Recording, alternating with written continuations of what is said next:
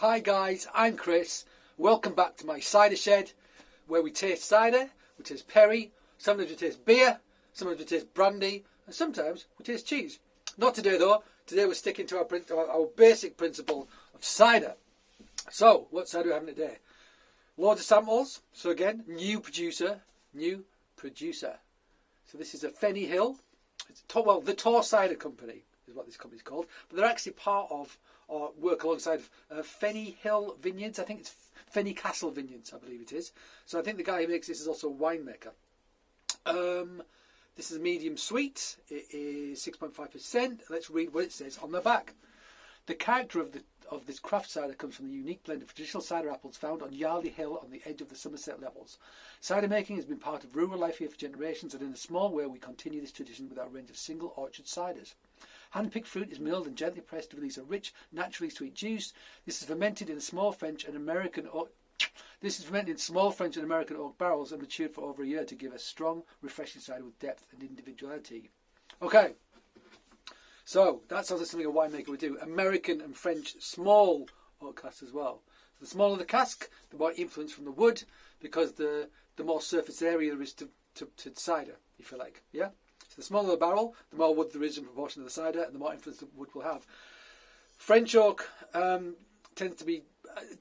American oak tends to give you much more hit of oak, more vanilla-y. French oak will do that as well, but it's not quite as intense, tends to be. As far as I'm aware anyway. I'm sure someone will correct me if I'm wrong, but I think that's the case. So yeah, a year in oak. So this might be pretty oaky. And that worries me a bit. And the other thing is, so this is winemakers making cider. Sometimes I think they go a bit safe. You know, I think they don't want to use wild yeasts. They want to intervene a bit more. They just want to have control. And that's absolutely fine. Totally get it. But I feel like a bit less intervention tends to give a better cider. That's my opinion. That is my opinion. And I think with the hundreds and hundreds and hundreds of ciders that I've tried, for my palate, that's been borne out. But I'm not going to judge this until I've opened it and tried it. So let's look out for the oaks, aren't we? Was that a slight hiss? Or is it totally still? It sounds like there's a slight hiss, but it looks to me like it's still. Pour it out. So medium sweet, so I assume it's back sweetened if it's medium and spent a year in the barrel. Because there wouldn't be much sugar left in there after a year to ferment. So you'd have to put, there wouldn't be much sweetness left in there to make it sweet after a year. It'd all been fermented out, so you'd have to back sweeten. To taste, so let's have a look at the colour. Colour is slightly hazy, so let's say this is unfiltered because it's pretty hazy this. I mean, it's not super hazy, but it is hazy, so let's see if this is unfiltered. Did it say that on the label? It probably did, and I just read it out and forgot. This happens all the time. There you go. Nice gold, quite deep gold. Not amber, but getting close to amber, I would say. And a slight haze, as we mentioned. Let's give it a smell.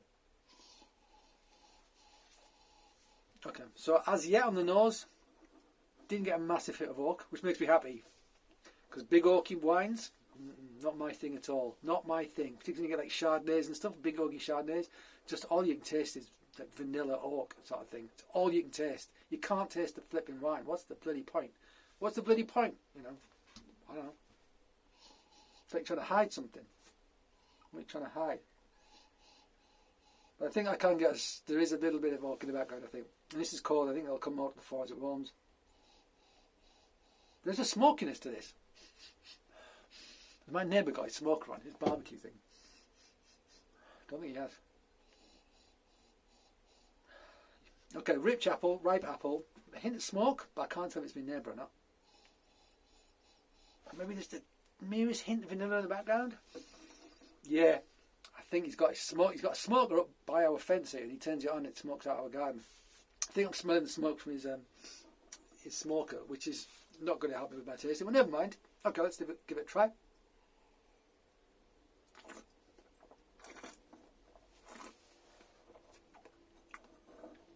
Okay, there's a merest prickle on the palate. The merest prickle. I quite like that. So it says medium sweet, but there's solid tannin. There's a good hit of acidity in this, no doubt about that. There is acidity. which I like.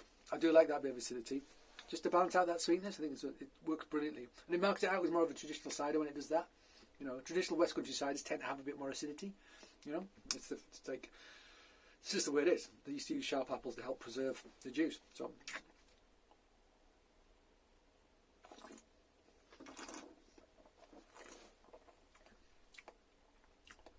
okay, I've got to say that I'm not getting a load of oak off this. I'm not, and that makes me happy. But I wonder why they've done it. And with the old barrels, you know, if you had small casks and this and that for a year, and it was like new American oak, for example, or new French oak, new any oak, you'd taste it more than I'm tasting it in this. I'm not really getting it, and I don't mind that, because that was kind of scaring me a little bit, because I'm not a big oak fan at all.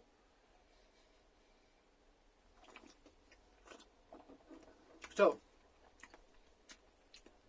reasonable tannins, nice sort of lactic acidity, sort of like yogurty acidity in there, bordering on sort of citric lemon. Lovely apple character in the middle of the palate. This tastes like a traditional West Country cider. That's what this tastes like to me. It absolutely does. And it's really drinkable. That acidity makes it really drinkable. Full apple flavour. It's medium sweet, but this is on the drier end for sure. For sure, this is like much drier. I mean, if you had like a medium from Watkins compared to this, that'd be twice as sweet, I suspect. Whoever made this does not have a particularly sweet tooth, I suspect, if they're calling it medium sweet, because it's not that sweet, and actually acidity makes it even less sweet, because it just nullifies that sugar to some degree. It gives it balance, which I really like. I mean, super clean. Unfortunately, I'm smelling a lot of smoke, and now it's distracting me. But yeah, solid cider. Solid cider. Sorry the smoke stopped me from giving it a proper appraisal, because it's filling up my senses a bit and ruining my sense of taste and smell. Okay, there you go. We have more of these to try. But that's not a bad start. You know, a nice traditional still cider from the West Coast, from Somerset. That's great. And I like the fact that this winemaker has gone for something in this style. I think it's good. I'm not sure what the barrels brought to it, the casks brought to the party. You know, it'd be interesting to try one that hadn't been put in cask to compare, but we have no control, so we can't, you know, running side by side. So we can't do that. But you know, I trust this person's palate, and I assume they're doing, you know, the best that they can. Of course they are. It's hard work making cider and wine. Jesus Christ. So good on them. All right then. That's that. We'll be back some more stuff to try very soon indeed, because I've got loads of things to try. But until then, thank you for joining me. Cheers.